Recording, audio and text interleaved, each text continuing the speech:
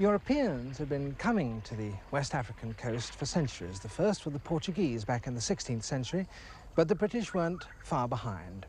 And I'm standing in the remains of one of the British trading posts that were put up here at the end of the 19th century.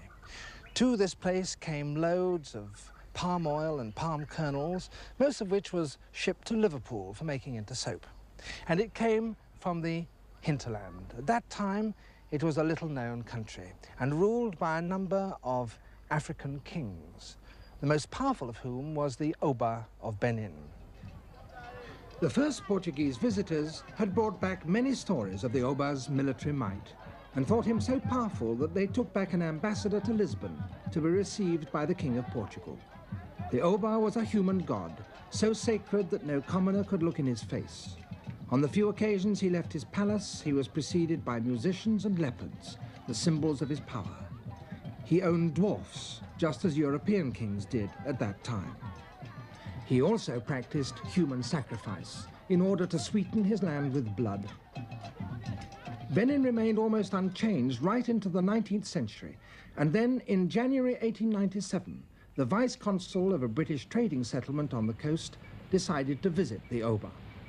The Oba had recently accepted a trading agreement with the British, but he wasn't keeping it. No palm nuts or palm oil were coming out of his territory, so the Oba had to be reprimanded.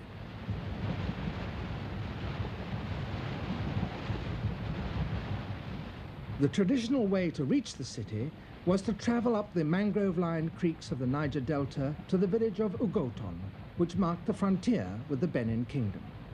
Messengers had been sent ahead by canoes with gifts to tell the Oba that the British vice-consul proposed to visit him. But as they travelled upriver, they met messengers on their way back with a reply. The Oba did not wish to see the British at this particular time. The party reached Ugoton on the afternoon of January the 3rd. On the way up, they had been collecting carriers, and now they had the 240 men that they needed to carry all their supplies. But here there were more messages from the Oba telling them not to come. The local people gave them vehement warnings. It would be very unwise to go to Benin now, they said, for the Oba was celebrating Igwe. Igwe was and is the most important of all Benin rituals. It was last held in 1964 when these pictures were taken. During it, the Oba salutes the shrines of the earlier god kings, his ancestors, and renews his divine power. He parades and dances, decked with coral crown and tunic, with ivory bracelets on his arms and bronze masks at his waist.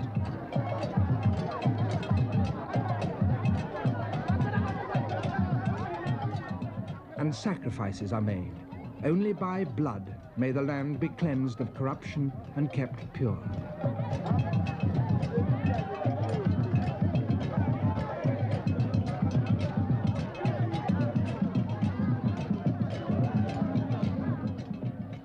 Special plants and earths are brought from all over the kingdom and pounded together with blood to make a magic medicine with which the Oba will be anointed to give him strength. And in 1897, as in previous years, the climax of Igwe was to be the sacrifice of a man. It may be that the Oba was trying to prevent the British vice-consul from seeing these grisly rites. At any rate, his messengers did their best to persuade the British to delay, if only by a few days. But Vice-Consul Phillips was not to be put off, and with his British companions and 240 carriers, he left Ugoton at 7 o'clock on the morning of the next day, January the 4th.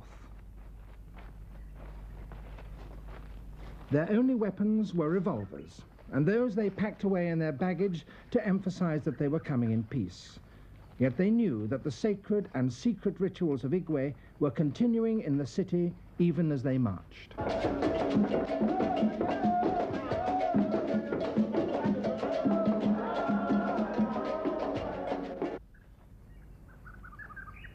This is the path they took. It is so thin and narrow that they had to march in single file, and it wound through the thickest bush.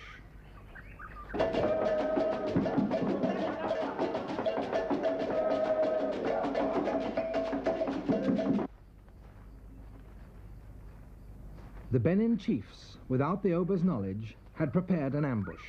and at 3 o'clock in the afternoon of January the 4th, Vice-Consul Phillips led his men straight into it.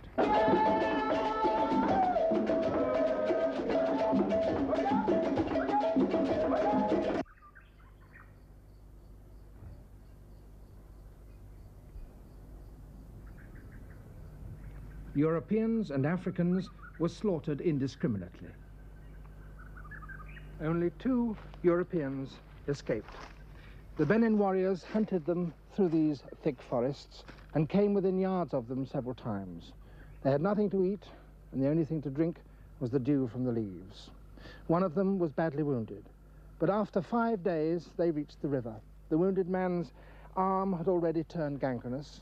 Both their bodies were black with thorns. The news of the massacre had gone ahead of them, and on January the 11th, only 7 days after the massacre, it was in London.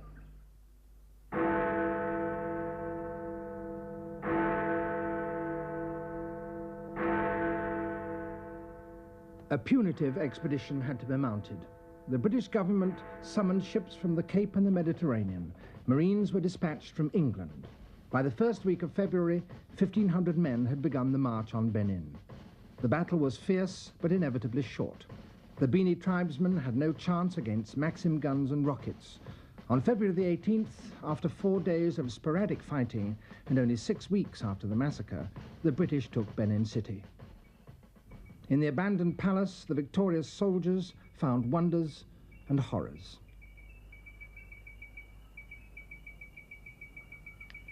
The Oba, in panic at the impending revenge of the British, had, it seemed, embarked on an orgy of human sacrifice in an endeavour to stave off disaster, and the bodies of the dead lay in pits beneath the trees on which many of them had been crucified. The victors posed for their photographs in the palace courtyards.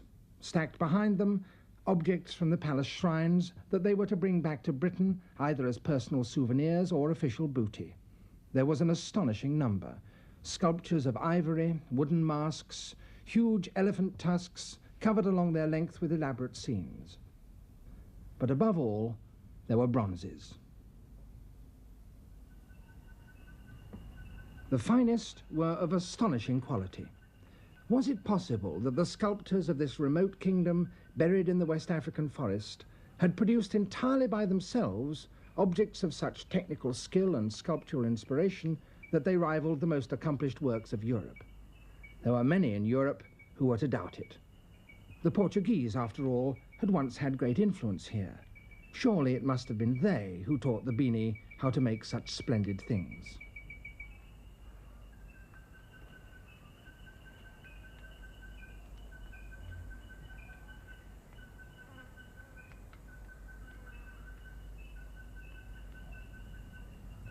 The British government, which was concerned with neither romance nor scholarship, put the loot on sale in order to defray the cost of the expedition to the taxpayer. And today, the treasure of Benin is dispersed among museums and collections all over the world, in Britain and America, Germany, Russia, Switzerland, Sweden, France, and Australia. The second biggest collection is now back in Nigeria, but none of the objects have returned to the place from which they were taken, the palace of the Oba of Benin. A few weeks afterwards, the chief who led the ambush was tried and hanged. Others who had fled with the Oba returned and sued for forgiveness. The Oba himself was found innocent of plotting the ambush and sent to exile. He died in 1913, and that year his son, supported by the British administration, came back to rule again in Benin. Benin today is one of the main cities of Nigeria. The old palace was largely destroyed, but it has been rebuilt on the same site, and it still echoes with chants in praise of the god king of the Bini.